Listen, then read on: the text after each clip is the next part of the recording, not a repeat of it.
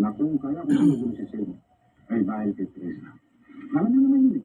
Fernand, tanghalian na po. Papatayin ko ang sino man nilito sa kanya. Ulap. Magandang naisip mong parang. Ayan, dala ni Jay. Kaya mo isan. Masarap. Pag ako naging pinakamayaman sa lugar na ito, kasama ka. Maraming salamat isan. Maimot ako ng bala. At malalaman mo rin kung ano mangyayari. Kanin. Sige. Sige, alis na ako.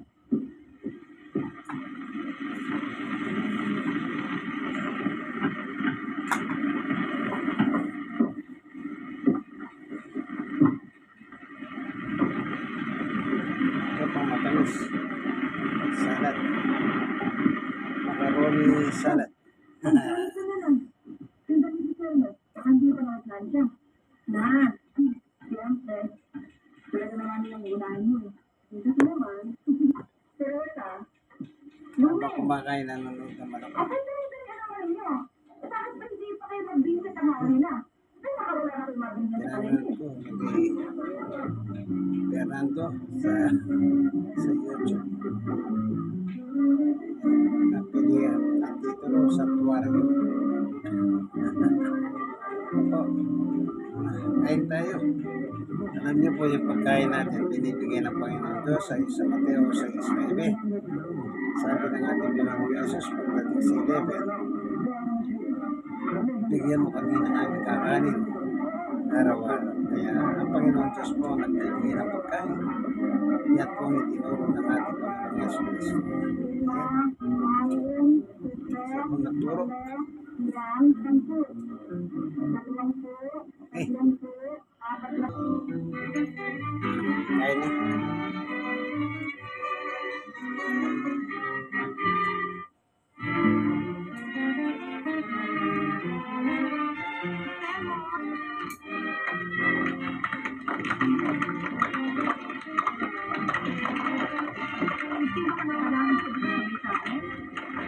Mamadali ako, Teresa.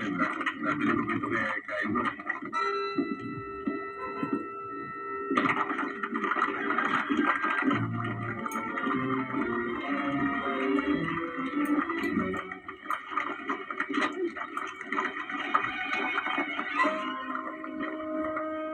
Matigas talaga ang ulo mo, no?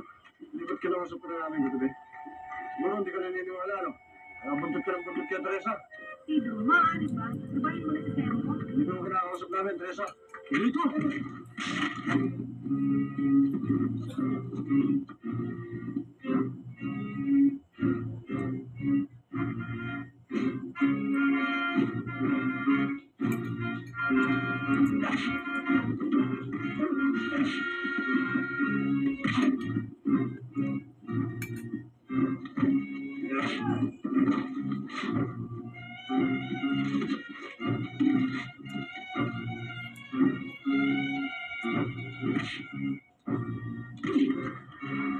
Huwag ka makialam.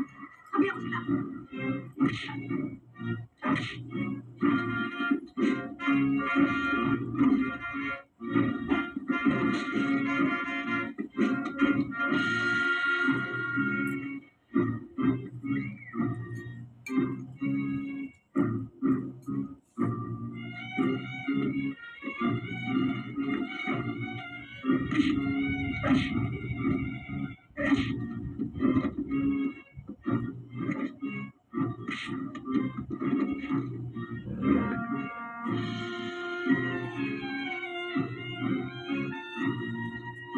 Yan si Fernando. Sa simula, pabubog niya. Pag-endingin, kayo bubugin niya.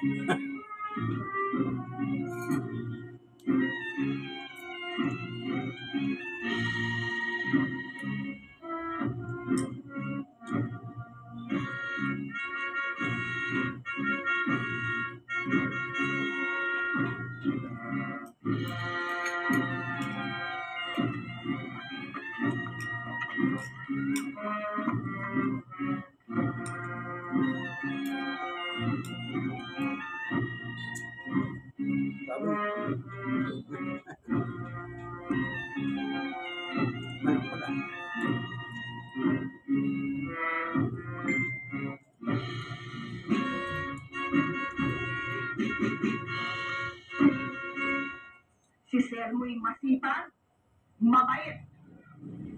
Pero yun lamang ba naman ang katangiang dapat nataglay ng isang lalaki? Pero ano magagawa niya, inay? Nakita niyo naman kung gamit sa nakarami. Eh, sinabi ko naman sa talong niya. Ang hinahanap ko lamang naman sa kanya ay lumaban! Lumaban! Pero ano ang kanyang ginawa? Kita mo, ha? Hiniyanan siya't lahat.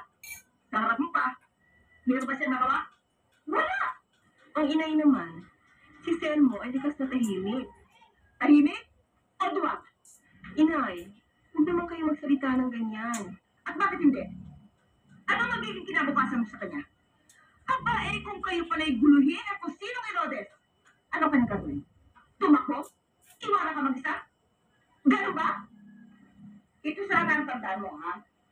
Ang isang lalaki na hindi binibigyan ng halaga ang kanyang kahihiyan, ipasok niya sa utak mo, ha? Hindi maaaring asahan! Hindi naman kung ano lang sinasabi. Bakit? Karapatan mo magsalita sa iba? Ano magiging kinabukasan mo sa kanya? Aba na po kung kayo pala nang may pasukin dito ang kusinong Herodes anong gagawin niya? Tumakbo? Iwanan ka mag-isa? Ganun ba? Ha? Ito ang tandaan mo, Teresa. Hindi ko gustong malaman na nakikipagkita ka pa dyan sa lalaking yan. Naintindihan mo?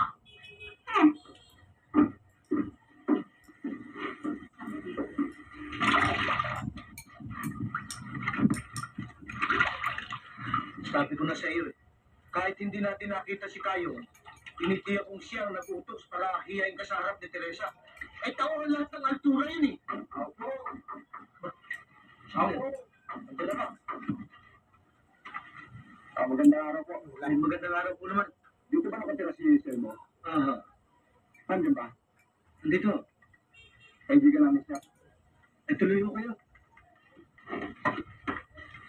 Tuloy ko na.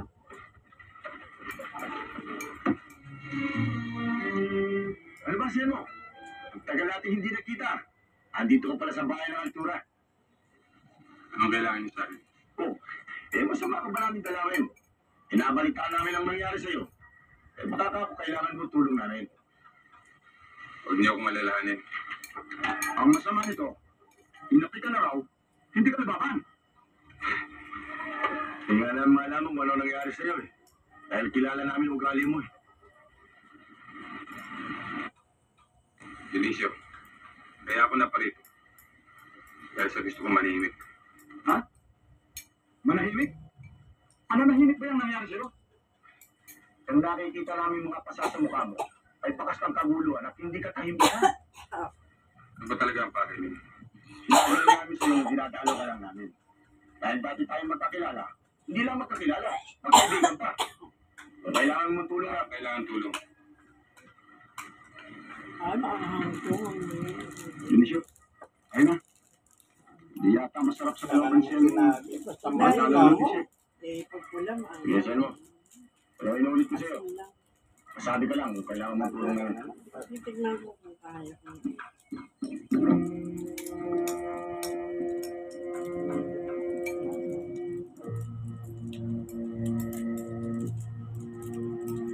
Tapos sabi bago po si Selmo.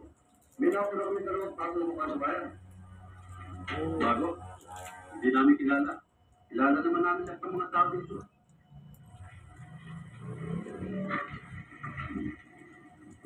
Kung gusto mo, ako sabi namin. Ayan sila. Basta't manmanan nyo lang mabuti ang kanilang gagawin at kung sino ang makakausap nila. Sige, malis tayo. Sandali lang.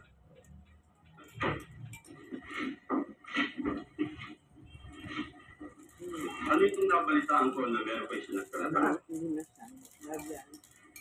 Presido, ano masasabi mo? Kaya nagsunod yung mga tao yan dito para sabihin sa akin ang nangyari. Iba si Selmo nakawin na. Lasing daw ata. Nagsiselo dahil dito kay Kayo. Alam niyo naman si Kayo at si Teresa wala nang kaugnayan yan eh. At ang isa pa, kasabi-sabi, lahat daw ng mga altura, mga walang yan. Pati kayo, kasama na ron. Wala yung ginawa ni Kayo, ayan. Ano ba nangyari? Ganun yung ako ng Tolentino. Pero sana hindi niyo ginawa yun. Sinabi niyo sa akin, at ako na ang kumausap. Eh, sobra naman ang pagdustos sa pangalan ninyo eh. Kaya ganun ako ginawa namin. Sige, gusto na.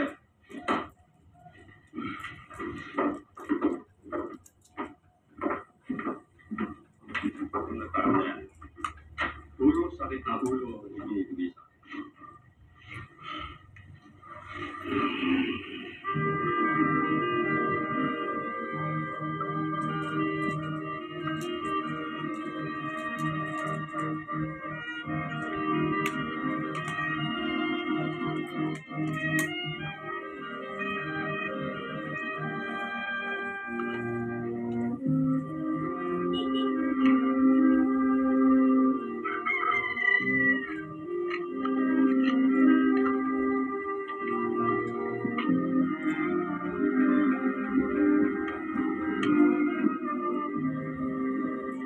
Magandang araw sa'yo, Selma. Magandang araw naman. Naparito ako para ihingi ng pamahin ng mga ginawa ni Ayong. Bilang pisa niya, alam ko ang kanyang galit. Napakasiloso. Alam mo naman siguro ang tao umiibig. Ako na ng katilan. Kaya ito na ang bahala, Selma. Ang isa ko pang pakay ay tungkol sa iyong lupa. Minsan ay napag-usapan na natin na kung maaari ipagbili mo sa akin ang iyong lupa. Sapagkat gusto ko mapag-isa ang aming mga lupain. Pero parang nagiging nasabi ko na sa'yo. Wala akong balak ipagbili ang aking lupa. Ikaw na ang bahala magpasensya. Tingnan mo, Selmo. Sa nakikita ko hindi mo kayang mapaunlad ang iyong lupa. Pero akong kaprasong lupa sa dakong ilaya. At alam kong kaya-kaya mong mapaunlad. Baka gusto mo magpalitan tayo. Nasisiyaan na ako. Sa inaani ko ito. Bueno, hindi na kita pipilitin.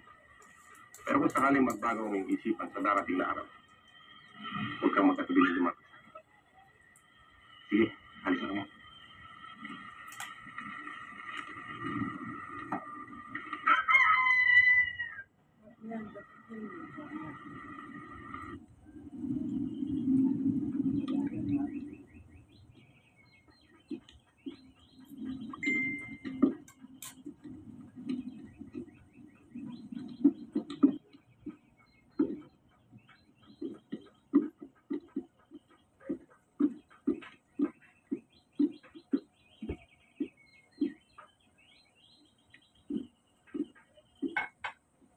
Gandang araw po, Dr. Florentino. So, bakit kayo narito? Kayo nga ang sadya namin talaga eh. Bakit? Meron kayong problema? Meron mo. Oo, ano yun? Kasi yung nung nakaramba ha, walang napakinabangan sa aming ani. E ngayon buwan na itong ating partiran. Huwag iintindihin niyo, ano ba naman ako? Kung wala, wala. Hindi kung meron na, saka tayo mag-usap. Marami pong salamat, Don Florentino. Hindi nga po namin malaman kung paano kami makakaganti ng utang na loob sa inyo. Huwag niyo dapat alalahanin yun. Ang isipin niyo kung kailan kayo magkakaroon. At kung kailangan niyo yung tulong ko, punta kayo sa bahay. Bibigyan ko niyo pataba. Yan nga ang kailangan namin eh. Eh, di asahan ko ang pagpunta niyo sa bahay. Masalamat po, Dr. Florentino. Diyan muna kayo at meron na pong kailangan kay pate. Salamat ulit. Salamat. Nandito sa iyo eh. Alam kong mabigat ang pangyayari. Hindi lamang sa mga parusang inabot ni Selmo sa kamay ng mga tauhan ni Kayong at ni Lamberto, kundi ang kahihiyang inabot niya sa harap ng taong bayan. Pati yung inay pinipintasan si Selmo. Kahit nung ano sabihin kong paliwanag sa kanya, na si Selmo ay likas na tahimik, hindi raw siya maaaring asahan. Isa raw siyang duwag. Mali ang ina mo, Teresa. Ang tunay na katapangan ng isang tao ay hindi nakikita sa ganyang paraan. At ang isa pang humiligalit sa akin, ay isa pang maaaring mangyari. Kilala ho natin si Kayo, at natitiyak kung hindi niya titigilan si Selmo, hanggat hindi siya tuloy ang maalis dito sa ating bayan.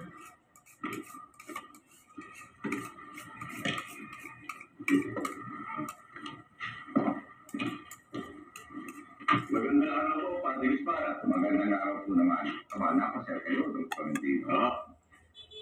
Ay, kung saan na Teresa? Mabuti po naman. Louie, Mabuti po. anong ginagawa na nunugigandang dalangin ito? Nag-uumpisa?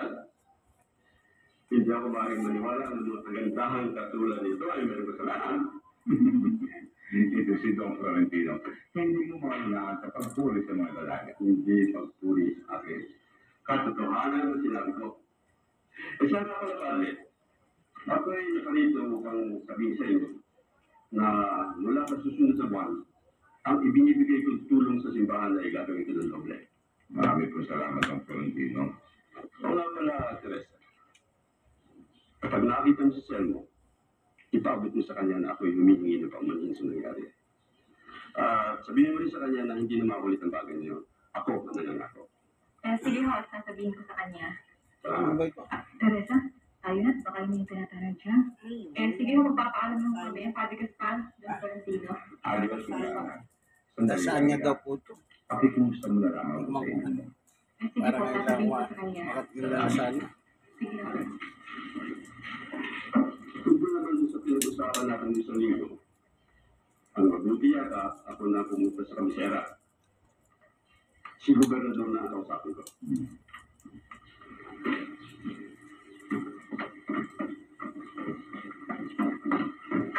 Ano ba yun, San?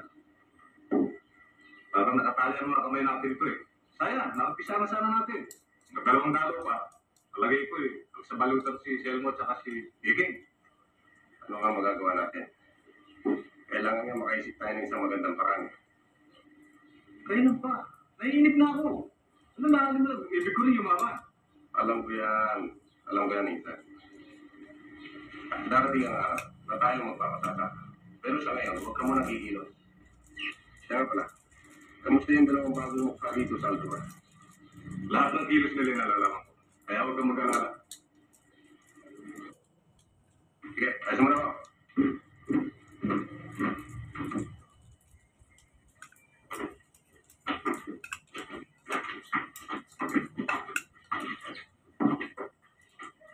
Yeah.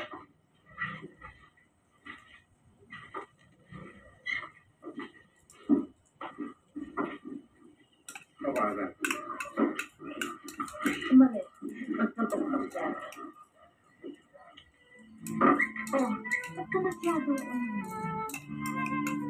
hindi ka masyado kapag-lasing ka. Ang mabuti pa, magpahinga na tayo, ha? Hindi ka na. Hindi ka na.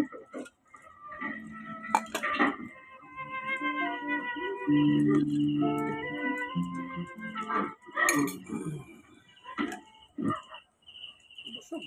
Ibigay ng Diyos na pagkain sa atin. Amen.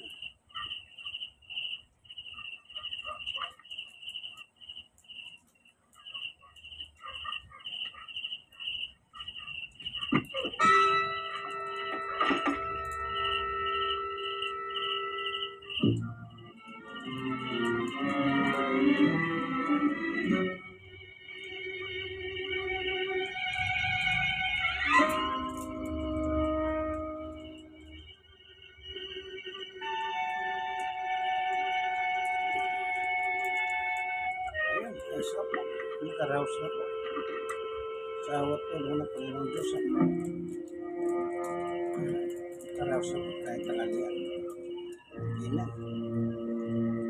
Tandaan niyo po, lahat ng ating kinakain na naman oras ka kumakain kaibigan.